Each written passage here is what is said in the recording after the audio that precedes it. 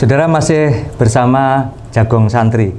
Tadi kita bicara soal pendidikan pesantren yang menjadi ciri khas pendidikan khas di Indonesia pertama dan kemudian diadopsi oleh kelompok-kelompok Islam yang lain. Tadi sudah kita bicarakan soal pesantren di masa pandemi dan antisipasinya untuk santri-santri. Nah, kita bagaimana soal pendidikan umum ini, karena di kita juga selain sanawiyah, aliyah dan sejenisnya, ada juga SMK ya di lingkungan NU, dan saya kira cabang-cabang juga berdiri bermekaran pendidikan umum. Ini bagaimana penilaiannya dalam konteks PWNU Jatim Award? Ya, terkait dengan khusus bidang pendidikan umum, kita melibatkan Ma'arif selaku garda terdepan di lingkungan pendidikan, baik yang mengelola MI, MTS maupun MA plus SMP, SD dan SMA. Ini menjadi garda terdepan di dalam penilaian apresiasi terhadap institusi sekolah. Ini core di dalam kegiatan NU Award. Jadi kita juga mengapresiasinya tidak hanya satu, tapi kita mengapresiasi 4. Yang pertama, bagaimana Ma'arifnya sebagai lembaga di lingkungan NU ini bekerja, sehingga cabang-cabang Ma'arif akan kita lakukan penilaian bersama PW Ma'arif Jawa Timur, bagaimana aktivitas mereka, bagaimana mereka itu mendorong sekolah-sekolah di bawah naungan Ma'arif ini meningkat dalam konteks akreditasinya, meningkat dalam konteks layanan kepada anak didiknya, dan yang ketiga, meningkat terhadap pelayanan kepada Jam'iyah Nahdlatul Ulama. Ini penting. Tentu sebagai garda siar terdepan, sinergi kelembagaan Ma'arif ujung tombak. Bagaimana ekonomi di lingkungan Ma'arif bisa bekerja sama dengan lembaga perekonomian NU. Bagaimana pencak silat olahraga bisa kerjasama dengan Pakar Nusa. Bagaimana pengadaan seragamnya bisa bekerja sama dengan koperasi-koperasi Nahdlatul Ulama. Nah, ini harapan kita bahwa ke depan kekuatan ini menyatu di dalam mencapai tujuan utama dari Nahdlatul Ulama yang saya sebutkan di awal tadi. Nah, ada penilaian terhadap sekolah level SD atau MI. Mana yang terbaik se-Jawa Timur. Nah, ini dimulai dari usulan cabang NU. Cabang NU bekerja sama dengan LP Ma'arif cabang memilih satu sekolah level SD diusulkan di level Jawa Timur. Nah, sistem usulannya sekarang tinggal ngisi aplikasi. Sudah kita siapkan linknya, mereka tinggal memasukkan datanya, kita tinggal melihat dari kantor PWNU ini tahu semua mana yang diusulkan, lokasinya di mana, kondisi fisiknya seperti apa, kondisi kurikulum pelaksanaan hariannya siapa, dan bahkan sampai kesejahteraan dari para pelaku di masing-masing institusi. Yang kedua, level MTS atau SMP juga demikian. Ma'arif cabang memilih satu di level MTS ini, mengisi aplikasinya, linknya, sehingga kita juga bisa melihat. Yang ketiga, level aliyah atau SMA, SMK, ini jadi satu. Nah, ini semua by online. Jadi mereka tidak ada alasan lagi untuk tidak mengisi. Tentu untuk menentukan di masing-masing PC ini tergantung dari PC-nya. Nah, beberapa PC ini sudah melakukan NU Award di tingkat PCNU. Sehingga begitu ada NU Award di tingkat wilayah, dia tinggal memasukkan yang terbaik sudah ada. Jadi harapan kita ke depan ada di level kecamatan atau MWC yang terbaik apa? Musola misalkan. Musola yang terbaik menurut NU di masing-masing MWC itu apa? Naik jenjang berikutnya, yang terbaik di tingkat PC cabang, baru yang ketiga di tingkat PW, yang keempat tadi secara nasional di tingkat PBNU. Nah, ini penting. Yang pertama, kita punya database kekuatan kita di bidang pendidikan, kekuatan kita di bidang peribadatan, penjagaan masjid dan musola di seluruh Jawa Timur. Nah, bahkan di seluruh Indonesia ke depan. Nah, ini menjadi tolak ukur keberhasilan. Yang ketiga, kita bisa mencari contoh tabayun mereka. Kalau mau belajar ngurus masjid yang baik versi NU itu belajarlah ke sini. Nah, contoh yang terbaik tahun kemarin masjid misalkan Masjid Batu Malang, Kota Batu. Masjid An-Nur. Masjid An-Nur. Nah, orang nggak lihat itu masjidnya NU. Sertifikatnya atas nama NU, kebersihannya terjaga, kegiatan imarohnya bagus, dan yang terakhir pendapatannya juga bagus. Nah, transparansi itu menjadi tolak ukur kita di setiap institusi. Dan yang ketiga, apa kontribusinya untuk NU? Ya, kita Jawa Timur hanya memantau saja, kontribusi itu sesuai dengan tingkatan masing-masing. Nah, ini ukurannya. Yang terakhir, ukuran agak lebih satu strip di atasnya, bagaimana keberlanjutan dari kebaikan itu bisa diteruskan oleh generasi berikutnya. Tentu kebaikan-kebaikan institusi ini dijamin keberlanjutannya jika ada kader yang telah disiapkan. Ukuran kaderisasi penting. Kalau bicara masjid, tentu bagaimana kader-kader ketakmiran, bagaimana remaja masjidnya. Kalau di bidang pendidikan, bagaimana kader-kader calon pendidik kita. Nah, ini tentu disiapkan, ukurannya semua. Nah, yang terakhir, bagaimana kader-kader calon pengurus NU. Apakah mereka sudah melakukan pendidikan kader, melakukan madrasah kader, atau pendidikan pengembangan wawasan keulamaan atau yang lain. Mereka, kita juga melihat apakah IPNU-nya sudah melaksanakan kaderisasi yang terencana, apakah fatayatnya juga, ansornya juga, dan ini menjadi kekuatan kita untuk menjamin bahwa apa yang menjadi kekuatan Nahdlatul Ulama itu akan langgeng dan berlanjut diteruskan oleh generasi berikutnya. Ini menjadi tolak ukur tertinggi, sehingga keberlanjutan Nahdlatul Ulama tergantung kepada generasi berikutnya. Ini sangat luar biasa. Yang ada yang belum terjelaskan itu gini, siapa yang dilibatkan? Tadi disebutkan banyak badan otonom, kemudian lembaga-lembaga di lingkungan NU. Pelibatan soal penilaian ini, kemudian bagaimana merumuskan parameter-parameternya, ini bagaimana ini bisa diceritakan? Iya, terus terang, sejak yang pertama di dalam PWNU Jawa Timur kami berdiskusi bagaimana ini menjadi kekuatan yang solid, sehingga PWNU Jawa Timur langsung meng-SK panitia yang sifatnya ad hoc, mengambil dari beberapa bagian lembaga Banom yang memang berkompeten di dalam proses ini. Nah, tentu kalau yang kelima ini kita sudah melibatkan semuanya. Kalau kita bicara tentang pendidikan, maka Ma'arif terdepan sebagai garda, sehingga panitia ini menjadi pendamping untuk eksekusi terakhir. Nah, kalau bicara kemudaan, IPNU, IPPNU, Ansor, Fatayat itu terdepan. Tapi kalau bicara pelayanan kesehatan, di situ ada Arsinu, ada lembaga kesehatan, LKK, dan seterusnya. Nah, ini dari sisi internal. Tapi dari sisi eksternal, kita ingin objektif. Kita tidak seperti kata dalam tempurung yang mengukur kebaikan, prestasi hanya sebatas dari internal. Tapi kita juga ngajak orang lain. Ini kita mengambil teman-teman dari perguruan tinggi negeri maupun swasta untuk ikut di dalam tim maupun sebagai dewan juri. Objektivitas, ukuran-ukuran bahwa NU ini sebanding atau lebih tinggi dari organisasi di tempat lain, ini menjadi penting. Kita tidak boleh ngaku terbaik, ternyata begitu keluar pintu sudah kita tidak punya nilai dibanding dengan organisasi yang lain. Nah, keterlibatan mereka menjadi input kepada kita. Nah, khusus yang kelima, kita juga mengukur bagaimana kepuasan atas layanan masing-masing institusi. Ini menjadi ukuran terbaik. Ini sudah kita upgrade terus. Ya, terkait dengan persiapan kemarin new normal itu.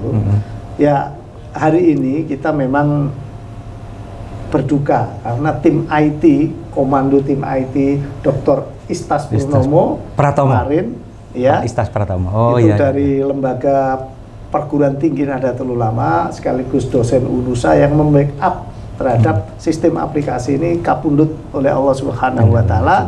Mudah-mudahan jasa-jasa beliau ini dicatat oleh Allah sebagai amal yang baik dan beliau dijamin surganya. Ini harapan kita. Tentu ini tidak berhenti.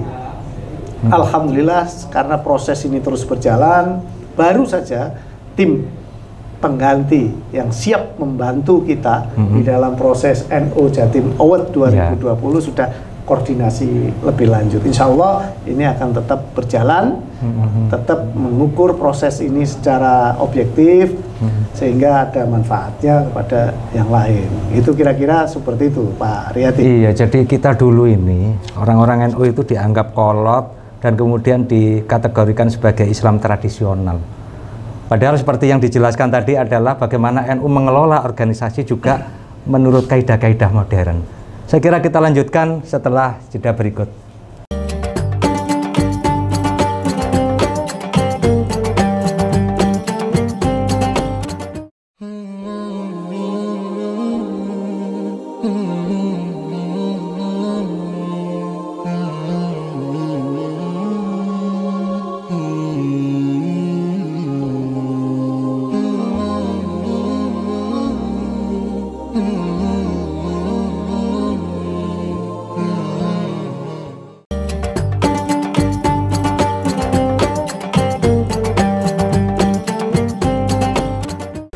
Saudara, masih bersama Jegong Santri dan kita akan lanjutkan soal PWNU Jatim Award, dan tamu kita adalah Mas Muhammad Qadri. Ini beliau Wakil Ketua Pengurus Wilayah Nahdlatul Ulama dan inisiator dari diadakannya PWNU Jatim Award. Tadi kita bicara soal, ya saya nyinggung bahwa NU ini dulu kan dikenal sangat tradisionalis. Dan tradisionalis itu artinya apa? Gak ngerti administrasi. Nah, sejauh mana sih soal administrasi dan pendataan anggota ini, Mas Qadri? Alhamdulillah di NU Jatim Award yang kelima ini, kita sebetulnya sudah mulai yang 3 tahun terakhir bahwa semua aplikasi pendataan ini sistemnya sudah by IT. Kalau sekarang by online, jadi lebih komplit. Di dalam sistem IT kita, penilaian-penilaian dari kriteria itu semua dimasukkan, termasuk sistem administrasi. Bagaimana surat menyurat keluar, bagaimana uang masuk dan uang keluar, bagaimana laporan keuangan, bagaimana kinerja dari masing-masing pengurus, itu ada semua di dalam sistem. Sampai aplikasi. Laporan keuangan ya? Sampai laporan keuangan. Bahkan di dalam sistem aplikasi yang kita buat, kalau mau membuat Kartanu misalnya, itu tinggal memasukkan datanya, di-download di situ, di-print langsung keluar. Nah, di situ sudah kita buat sistemnya, sehingga Kartanu seluruh Jawa Timur, kalau menggunakan aplikasi NU Jatim Award ini untuk masing-masing cabang, ini sebetulnya dengan mudah, tinggal memasukkan datanya, KTP-nya, di-sign oleh pengurus MWC atau ranting bahwa dia betul-betul orang NU, print di cabang, selesai. Jadi tidak harus manual. Nah, ini kelebihannya. Nah, tentu ini kalau tidak dilaksanakan, ditunda, ini akan menumpuk. Sekarang kita hari ini rapat, misalkan PC, mengundang siapa. Nah, selesai rapat, aplikasi masukkan datanya. Oh, yang rapat ini, fotonya seperti ini, diupload, selesai. Jadi kita diem, sudah kita punya database yang luar biasa. Nah, perangkat-perangkat ini sudah kita siapkan semua di www.nujatimaward.or.id, dan khusus untuk cabang kita buat di dalam www.nujatimsaja.org. Ini masing-masing cabang ada sajanya ya. Kenapa? Karena di situ cabang akan mengeksplor potensi-potensi database-nya, semua ada di situ. Nah, tinggal cabang menggunakan itu secara rutin. Kalau tidak rutin, nanti datanya sudah menumpuk, men-scan, sudah semua, termasuk surat tanah nih Pak Riyadi. Jadi kalau ada surat sertifikat tanah atas nama NU tinggal scan, masukkan, upload, selesai. Kalau fisik kan bisa hilang, tapi kalau sudah masuk di database ini kita tersimpan punya, tersimpan. Jadi kita tinggal menilai, oh cabang ini ternyata lembaga wakafnya tidur, gampang. Kenapa? Karena dari hasil progresivitas surat tanahnya tidak ada. Kita bisa lihat yang diupload kapan, ini kapan, dan seterusnya. Nah, jadi nggak bisa ijuk-ujuk gitu misalnya. Wah, menjelang pelaksanaan NU semua diisi dia, nggak bisa. Ini kalau manipulasi kita lakukan visitasi kan? Iya, iya. Kita tidak hanya menerima data online maupun data fisik. Kalau nanti sudah masuk nominasi, mereka-mereka yang dianggap punya kemampuan, kelayakan untuk menjadi model, tim ini akan datang ngecek bener nggak ini yang diisi. Nah, kalau hari ini gampang, Google misalnya, dengan klik, oh lokasi sekolah ini ketahui di sana, kita cek, oh nggak ada sekolahnya, berarti sudah coret. Ini objektivitas. Jadi kita bisa dinilai oleh siapapun prosesnya. Jadi kalau dibilang, oh panitia begini, nggak bisa, semua bisa menilai, semua ada ukurannya, apalagi sekarang online kan gitu.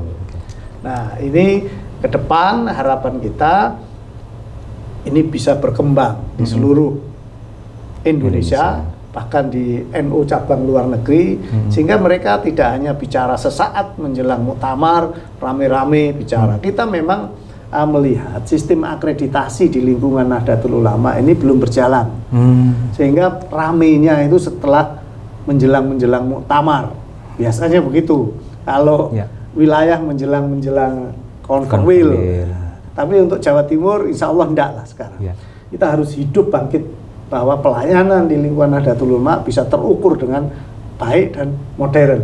Nah, kalau di luar Jawa Timur banyak cabang itu SK-nya ada, tapi aktivitasnya nggak ada, bahkan kantornya nggak ada. Kalau menjelang muktamar ini semua datang duluan.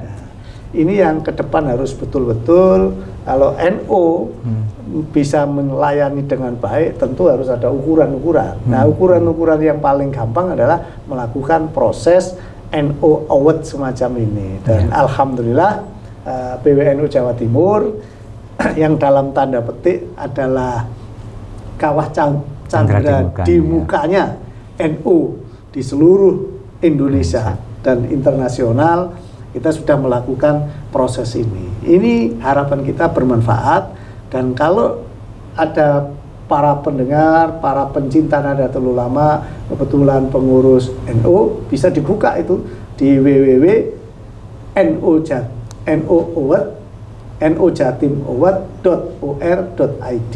Klik di situ, lengkap semua. Apa kriteria penilaiannya, seperti apa prosesnya, dan seterusnya.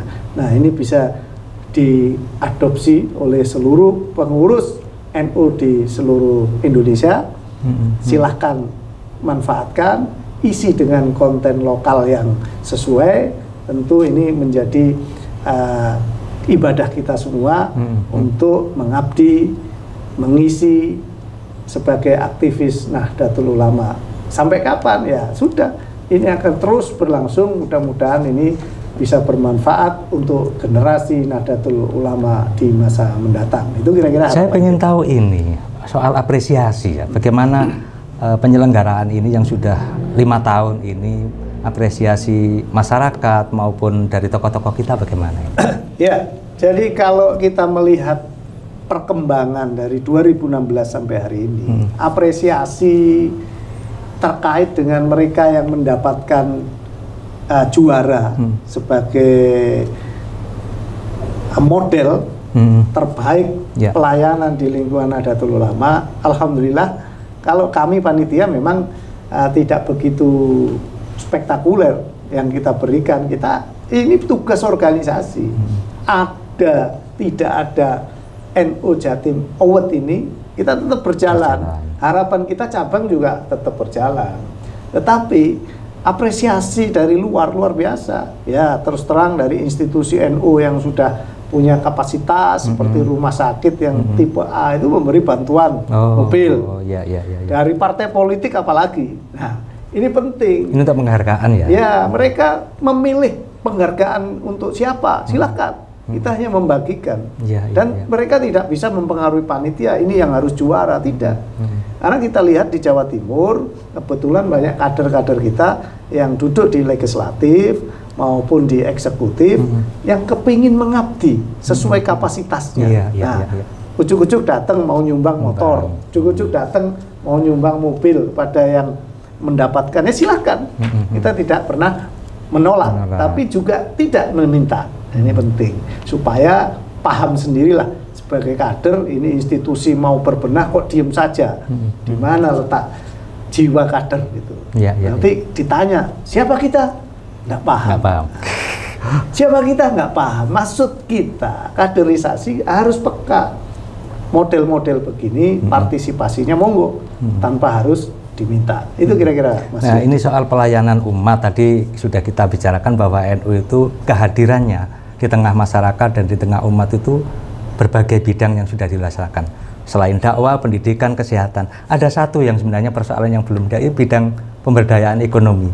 Sejauh mana dari pantauan PWNU Jatim Award ini?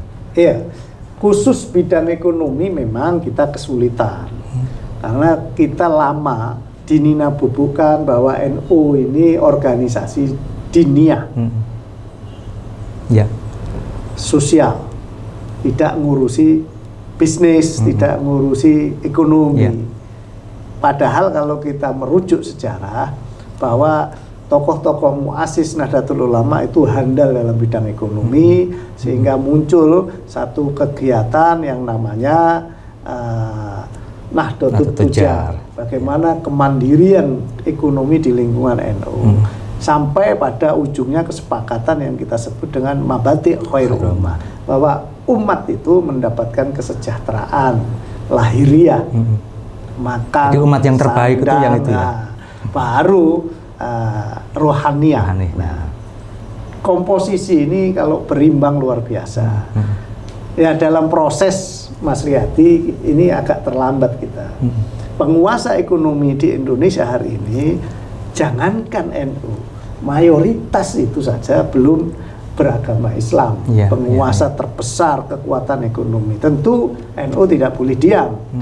Kita punya tanggung jawab moral bahwa jamiah kita, NU harus bisa melayani jamaahnya untuk mendapatkan kesejahteraan.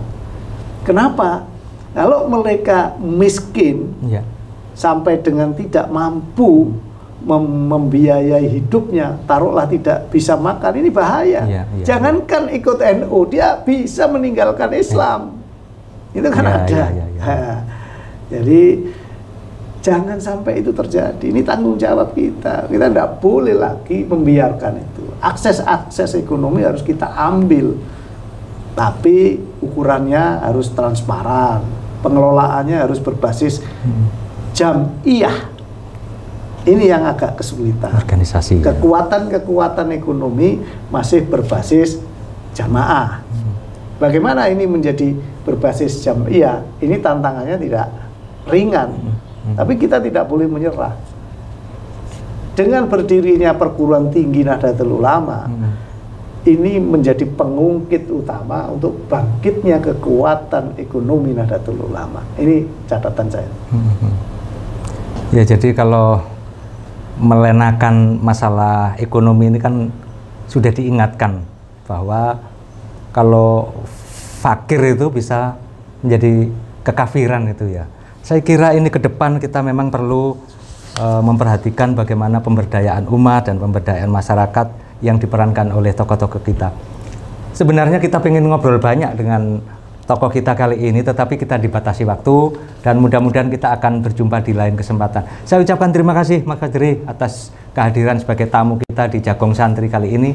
Mudah-mudahan kita akan ketemu lagi nanti dengan topik-topik yang lebih menarik, karena aktivitas beliau bukan hanya di PWNU tapi juga seorang akademisi. Nah, bagaimana nanti di perkembangan warga NU itu, apakah hanya pesantren semata atau pendidikan agama semata, nanti kita akan tanyakan di segmen dan kesempatan mendatang. Saya kira untuk acara kita sudahi Jagong Santri kita kali ini. dan akan bertemu di kesempatan berikutnya. Wallahul muwaffiq ila aqwamit thoriq. Assalamualaikum warahmatullahi wabarakatuh. Waalaikumsalam warahmatullahi wabarakatuh.